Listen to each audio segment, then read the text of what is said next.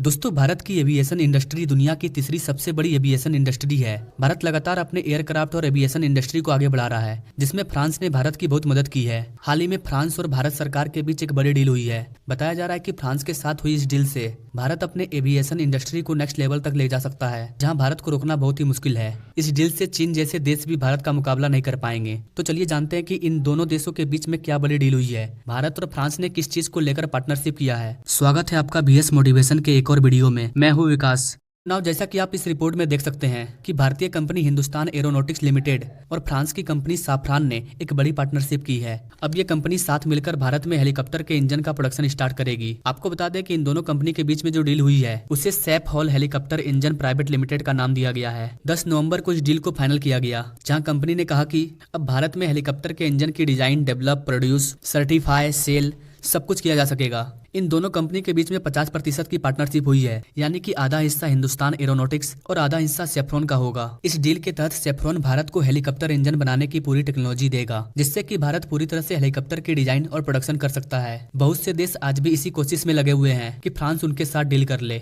और उन्हें भी ये टेक्नोलॉजी मिल जाए, जिससे कि वो अपने देश में हेलीकॉप्टर का इंजन बना पाए। लेकिन वो पीछे रह गए हैं और भारत को फ्रांस ने ये टेक्नोलॉजी देने का फैसला कर लिया है। फ्रांस की सेफ्रॉन कंपनी ने इस पार्टनरशिप को कंफर्म कर दिया है और कहा है कि वो भारत में मेक इन इंडिया मिशन के तहत भारत में हेलीकॉप्टर इंजन का प्रोडक्शन स्टार्ट करेंगे और सबसे पहले भारत की जरूरत को पूरा करेंगे। भारत की जरूरत को पूरा करने के बाद वो इसे विदेशों में भी एक्सपोर्ट करेंगे। यहाँ सेफ्रॉन ने ये बात क्लियर कर दिया है कि वो भारत में हेलीकॉप्टर इंजन बनाने के लिए तैयार है। सेफ्रॉन को कई देशों से ऑफर मिला था, लेकिन सेफ्रॉन को किसी पर भरोसा नहीं था, इसलिए उसने सब कुछ छोड़कर भारत के साथ पार्टनरशिप किया। फ्रांस के सेफ्रॉन कंपनी की इस टेक्नोलॉजी से जो हेलीकॉप्टर इंजन बनाया जाएगा उसे भारत के मल्टी रोल हेलीकॉप्टर में लगाया जाएगा। और चूंकि दोनों कंपनी के बीच में 50% का पार्टनरशिप हुआ है, इसीलिए यहाँ किसी एक की बात नहीं मानी जाएगी। जो भी फैसला लिया जाएगा उस पर दोनों की सहमति होगी। किसी भी नए प्रोजेक्ट के लिए दोनों कंपनी आपस में चर्चा करेंगे और फिर दोनों की सहमति से एक डिसीजन लिया जाएगा। इसके अलावा एक और बड़ी अपडेट की बात करें तो भारत के हिंदुस्तान एरोनॉटिक्स लिमिटेड के साथ एयरबस ने भी एक बड़ी डील की है।